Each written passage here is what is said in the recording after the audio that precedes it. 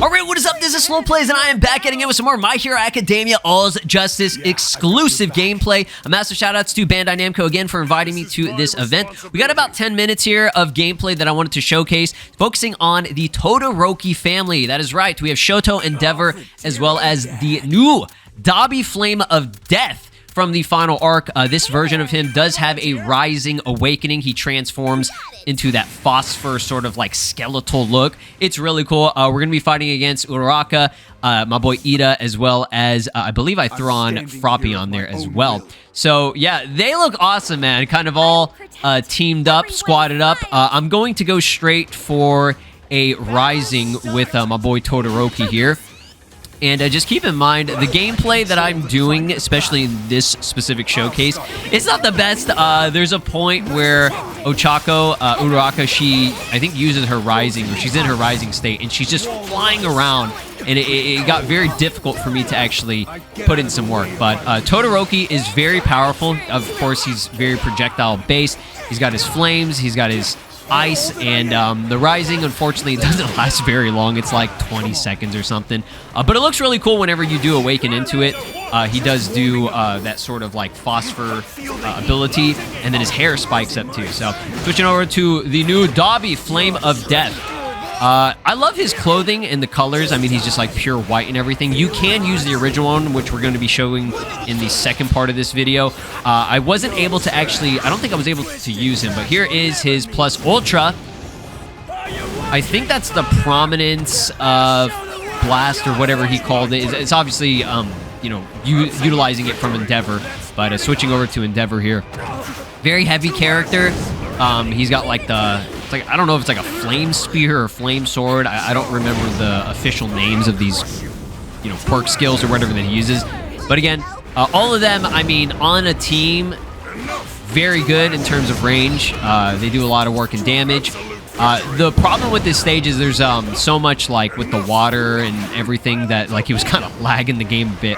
But it wasn't too bad. It wasn't too horrible for me. But there's a pretty good combo I was going for, and then I fucking dropped it.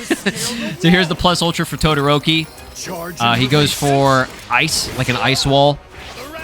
Pretty cool. I like it. You know, obviously he's combining both. He's not just specifically only using just ice for everything. You can use your flames as well.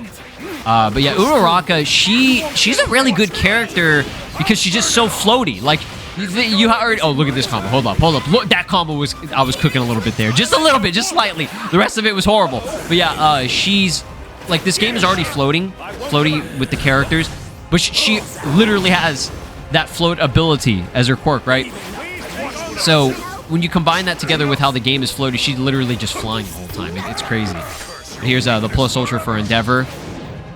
It looks so cool. And then he does the iconic, he grabs you and blows you up, dude. He did to the Momo.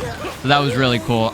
Poor Sue, she got pretty cooked there. But Ida, he's going to have to get some of this work as well. Oh, shit. Here he goes.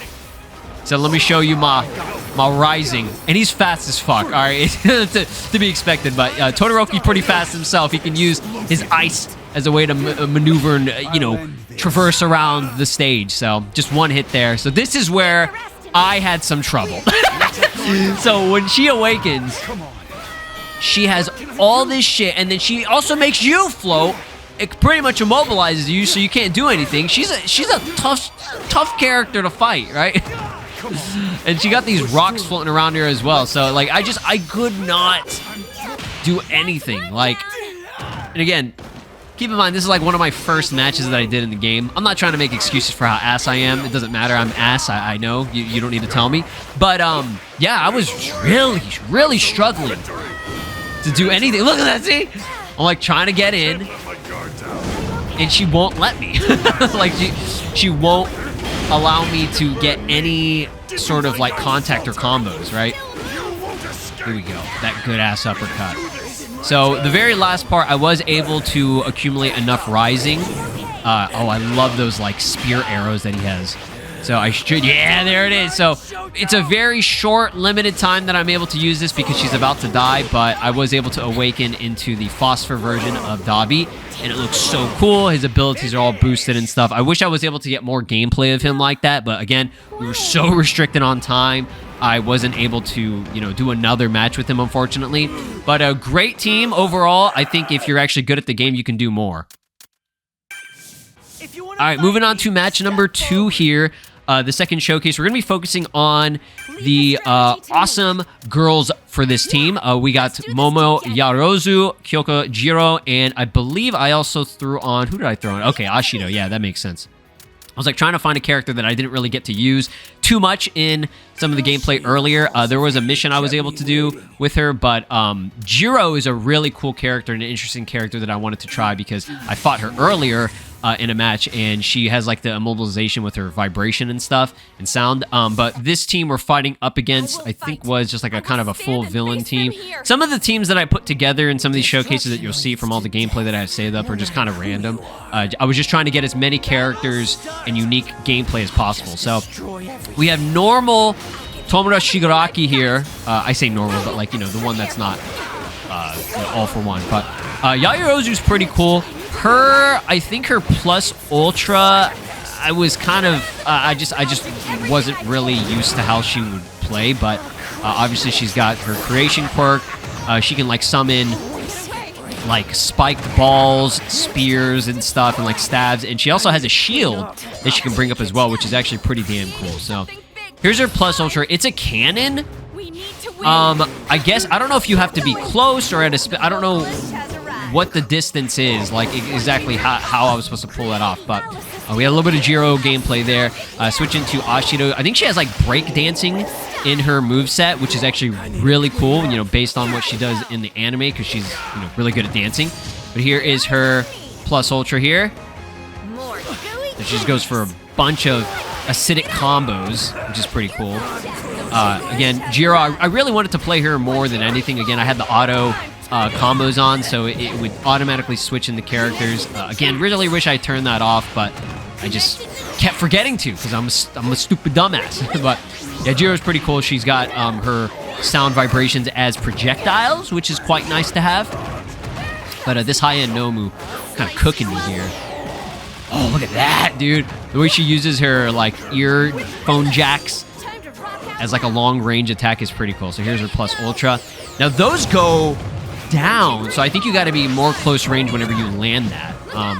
The way she's positioning that attack is like downwards, which is kind of odd, but you can shoot some of her acid here and then go for a breakdance combo, which she's actually really cool. Okay, all these characters, they're so unique, and that's the best thing about this game is every character has some kind of gimmick or unique ability. It doesn't feel like characters are reused. But here's OG Dabi with the black hair. He went for his rising because he is the final character. Look at her, man. She goes hard. Like, Ashido's very fun.